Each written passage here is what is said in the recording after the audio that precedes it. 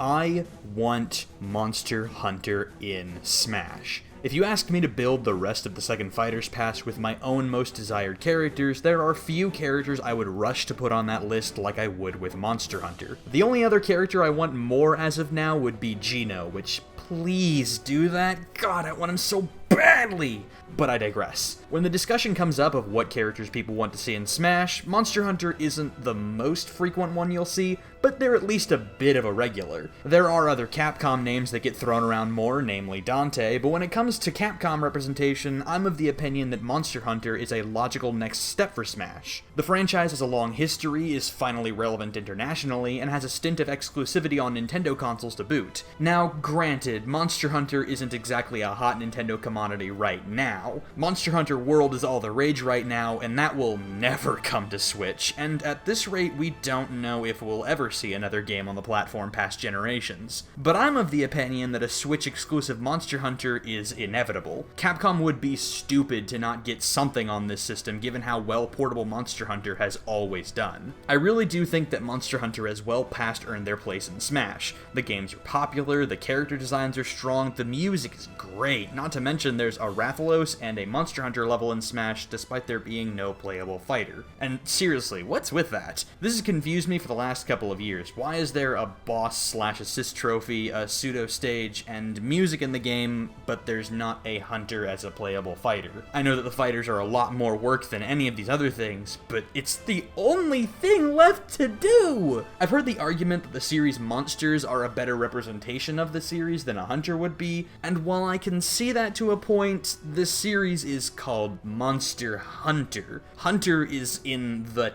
title. I think I speak for most people when I say that I'd take a playable hunter over any number of boss monsters or assist trophies. And now, let's get to the real point of this video. I don't want this just to be a discussion of justifying their quote-unquote worthiness for Smash. I want to spend the bulk of this video pitching my ideas for how they would play. So let's start with a basic concept and question. How do we want to represent Monster Hunter through this character in Smash? Or to ask it another way, what is going to be the basic design philosophy we put into this fighter? We've been given a fair amount of insight over the years as to what goes on in Sakurai's mind as a game designer, and this is the sort of thing he seems to always ask whenever including a new character in the game. The answer to this question is usually one of a couple things. How does this fighter represent their source material? Or what kind of unique niche can they fill in the context of Smash itself? Now, I don't have a simple, catchy two-word phrase to sum up the theme of the playstyle that I've constructed, nothing like Puppet Fighter for Rosalina or Heel Wrestler for Incineroar, but I do have a concept for how the series would be represented, like how Ryu brings command inputs to Smash, Hero is equipped with spells and a magic meter, Banjo is an egg-shitting loser. For Monster Hunter, I want them to feel like a very Nintendo Monster Hunter. So let's unpack that. What do I mean by Nintendo Monster Hunter? For fans of the series, this might sound a bit bizarre, but I want to keep the focus on pulling ideas from generations, for a couple of reasons. Firstly, it's a very unique Monster Hunter title and was exclusive to Nintendo platforms, namely the Switch with Generations Ultimate. Second, if we focus on this game, we won't be obliged to bring in ideas from Monster Hunter World and muddy the concept of a Nintendo Monster Hunter. Generations was a weird sidestep for the series instead of a straight step forward, so there's a lot of unique elements of this title that we can pull from. And third, this will keep the Monster Hunter in Smash from feeling redundant to the Monster Hunter in Marvel vs. Capcom. When the question is raised of how a Monster Hunter could play in Smash, people will often point to MVC for their answer. I don't think we should just lift ideas from this game. I think we should build something new from the ground up. Partly because Smash is a totally different kind of game, a platform fighter, and partly because of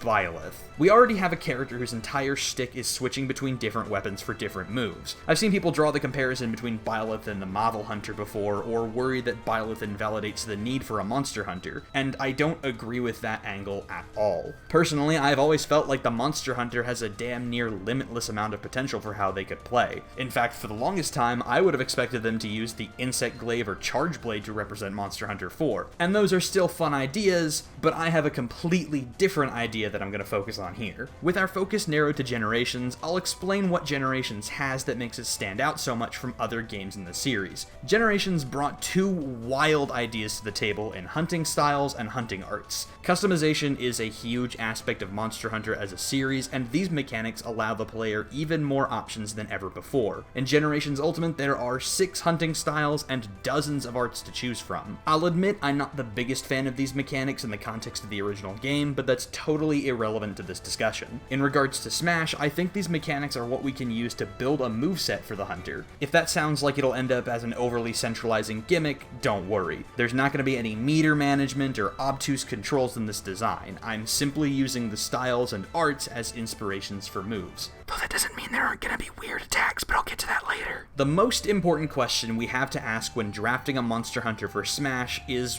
what weapon will they wield? It's a loaded question. There are over a dozen weapons to choose from, all of them have their fans, and each can end up bringing unique abilities to the table. I won't beat around the bush by eliminating options. I personally feel like the best choice for the job is the classic Greatsword. I know this will make the Monster Hunter another sword fighter, and people seem to have a hyperfixation on getting angry about gaming's most commonly used melee weapon being commonly used in a fighting game that represents the entire medium, but while weapons like Gunlance, Insect Glaive, Bowguns, and others would certainly be more unique, would they be the best representation of Monster Hunter? 5 years ago, the Insect Glaive would have been a great pick since it was new and fresh and overused and overpowered in 4, but nowadays it's just another weapon. It also doesn't encapsulate the spirit of hitting big monsters with big weapons nearly as well as Smash Boy over here. The Greatsword is the series' most iconic weapon, and it's deceptively simple. If you watch gameplay of it, you might think that it's just a big, slow fuck you sword that charges and hits hard and nothing else. Many players treat the Greatsword like that, but did you know that it has one of the best blocks in the series? Did you know it can fluidly move between its different sweeping attacks and dodge rolls? There's a lot of versatility and a surprising amount of mobility with this weapon, and when we add the styles and arts, we have more than enough to make a fully formed moveset. Now, before I get to that moveset, just know that if there's an attack in Smash I think looks similar to my ideas, I'll probably flash it on screen to give you a more solid visual. Let's start by briefly going over how the hunter would look when they move. Now, obviously, the Greatsword will mean the hunter is slow and heavy, but they don't necessarily have to be the slowest or the heaviest. They'll have to keep both hands on the sword at all times, but that doesn't make them totally immobile. For their walk cycle, we'll just walk around like normal with the sword out. For their slow walk, I think it'd be cute if they tiptoed around similar to how they do in this sneaking walk. And for their dash animation, I think maybe they could rest their Greatsword on their shoulder and run in a way that looks similar to the Valor mode dash. For their jump, we have aerial modes jumping somersault, and for the double jump they could do the aerial vault. Obviously they won't be bouncing off of other players with this barring a footstool, but this is how I imagine the jumping would look. Next up, basic attacks. For our jab, we'll incorporate the signature goofy Monster Hunter kick and then a Greatsword slap. It's a simple 2-hit jab that'll be more about getting players out of your face quickly than bringing them in for combos, and as a bonus this is actually a combo that works in Monster Hunter itself. For the forward tilt, we'll use this basic wide sweeping slash. For up tilt, we'll take cues from the switch axe and do something similar to this upward swinging chop. For the down tilt, I'm thinking we can use this crouching roll that the hunter can do, and then for the dash attack we can use the draw attack from aerial style. It has a little jump to it and looks pretty cool, reminds me a bit of Link's dash attack, but I imagine it'd be slower and heavier. The aerials are going to require a bit of imagination. Even with the aerial style, the Greatsword doesn't do a whole ton in the air beyond this simple aerial attack that would likely serve as the forward air. Perhaps we could take more pages out of the switch axe's book and use these upward and downward sword attacks, but I'm stretching for ideas at this point. Maybe just steal a few aerial attacks from other sword fighters. Boom, boom, boom, boom, boom. There you go. For the grab, I imagine the hunter will hold their sword in one hand, grab the opponent with the other, and headbutt to pummel. The throws, similar to the aerials, will probably have to be mostly made up from scratch, though it would be hilarious if the forward throw were the baseball toss that we see when you throw paintballs and the like, and maybe the down throw could be similar to the downward throw when you drop tranq bombs and other items in place. Smash attacks, here we go. The Greatsword is all about that big damage, so this is where its power will really shine. The forward smash will be the basic overhead charge slash. Give it some freaking oomph. Maybe even have the hunter's feet get kicked up in the air during the end lag. For the up smash, we'll use this over the head swing. In the Monster Hunter series itself, it can knock away your own allies, so it clearly packs the power to send other fighters flying. As for the down smash, the Greatsword has this spinning swipe from after you use a supercharged slash. Pointed in a more downward trajectory like like what we get from the weird version in Alchemy style, and we've got a perfect down smash. And now for special attacks. This is where the references to generations are really going to come into place, and where the most unique aspects of the moveset will be found. First, for the neutral special, I propose Valorous Stance. In Monster Hunter Generations, Valor style gives you access to an extended sheathing animation that you can dodge or attack out of, building up a meter to make your moves stronger. Like I said before, I'm not interested in incorporating any meter management, so instead we're just going to focus on how you can act out of this stance. What you'll do is press the B button and the hunter will go into Valor Stance. From here you can move to the sides for a long, flashy dodge roll, or hit the forward smash for a supercharged smash attack. I'm thinking that it'll become this forward step into a charge slash, with a tackling hitbox during the step forward, and a huge amount of damage and knockback when the slash connects. If you do nothing in Valor Stance, the hunter will simply go back to idle after a moment, and if you're attacked while in Valor Stance, the hunter will do a flashy dodge out of the way.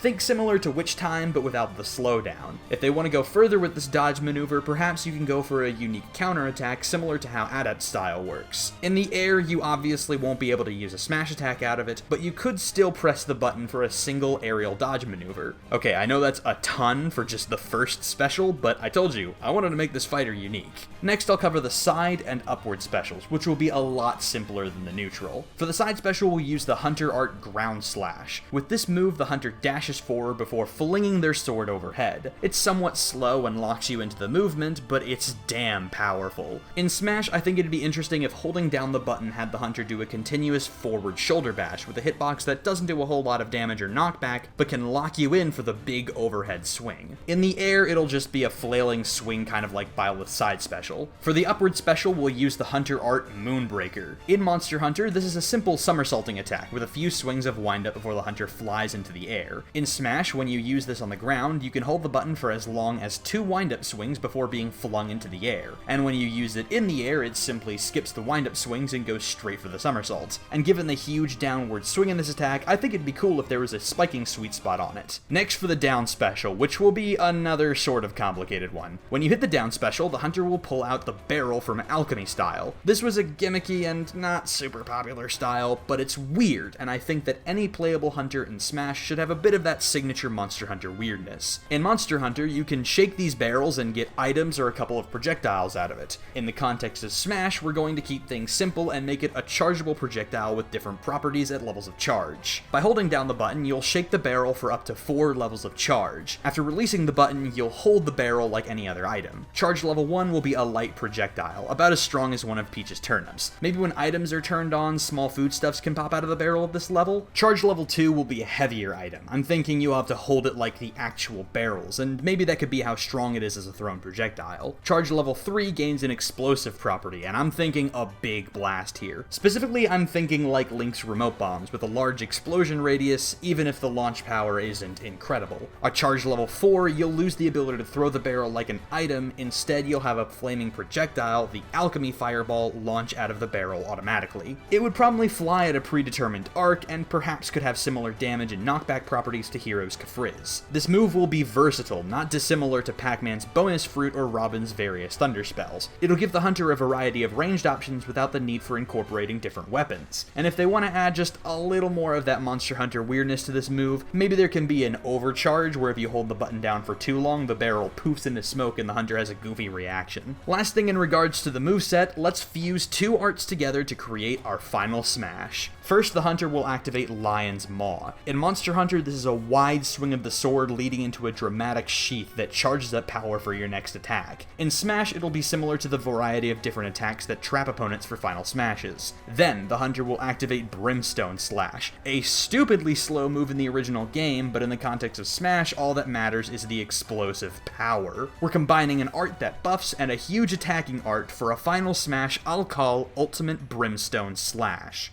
Get it? 'Cause Monster Hunter Ultimate? Yeah, okay, it's not the most inspired name, but neither is Max Malicious Moonsault or Awakening Aether. Now, I don't know about you guys, but I'm pretty happy with how our hypothetical hunter plays, even if they will be heavy and slow and bottom tier garbage, but whatever. I like playing characters like Robin and Incineroar, I'm used to that life. Let's briefly talk about the alternate costumes. I'm thinking the most likely outcome will be a variety of different Rathalos armors, but since this is a Generations hunter, how about we go with the Generations mascot and use Glavenus armor? We can have the male and female versions of the hunter, obviously, and then we can explore the subspecies for color variants. The default color palette can be the standard red and blue color scheme. We can represent the Hellblade Glavenus with red and orange version, maybe reference the acidic Glavenus with a light blue and gray color scheme. I know I said I wanted to avoid references to world, but it's not like I'm incorporating mechanics, just a visual reference to a subspecies, and said subspecies is of Generations mascot monster, so I think I can get a pass here. For the last alt, I was thinking maybe a sharp white and red color scheme, not in reference to anything in particular, just to add contrast. Ooh, or how about we reference the other Fated 4 with the color schemes? Blue and red for Glavenus, beige, blue, and orange for the Gammoth, black and green for Astalos, and white and pink for the Mizitsune. That would be dope!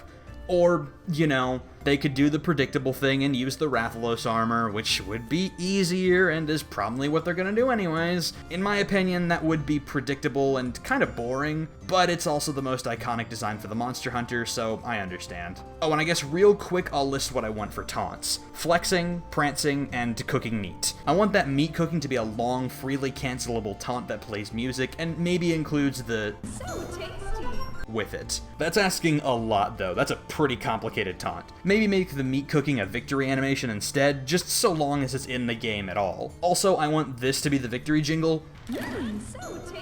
Monster Hunter wins! How stupid would that be? I love it. Let's talk for a second about a Monster Hunter stage. What do you think we'd see? Given Ancestral Steppe is already being used as a basis for the Rathalos boss arena, I imagine they would want to save time by using the assets they already have and make this the stage. If Ancestral Steppe were made into a full stage, I imagine it would have a bit of bumpy terrain, maybe a cliff face or something, and some monster would trot around as a stage hazard. Maybe the Rathalos, maybe something else. If they didn't go with Ancestral Steppe, I would want them to put the battlefield on either Sanctuary, Jurassic Frontier, or Ruined Pinnacle. Sanctuary is a pretty simple map. It's a flat arena with some ledges and the good old safety rock in the middle, and that's all it really needs to be a decent Smash stage. Not an amazing stage, and certainly not a tournament legal one, but with a destructible boulder at the center of the stage and possibly the Shagaru Magala causing trouble in the background, it could be an exciting stage for casual play. Jurassic Frontier is a map introduced in Generations, and is a pretty basic jungle level, but it does have a variety of cliffs, trees, and caves where they could set the stage to at least make it visually distinct. And if they want the Glavenus or Great Macaw to cause a ruckus in the background, they can do that too. Ruined Pinnacle is a map introduced in Generations Ultimate, best known for the summit where you fight the Valstrax. Similar to Sanctuary, I think this could make for a somewhat exciting casual stage with the Valstrax flying in and out, possibly dropping in and using projectiles, or a crazy explosive impact. I keep mentioning monsters as stage hazards, and let me make one thing clear. I want them to be hazards, not Yellow Devil type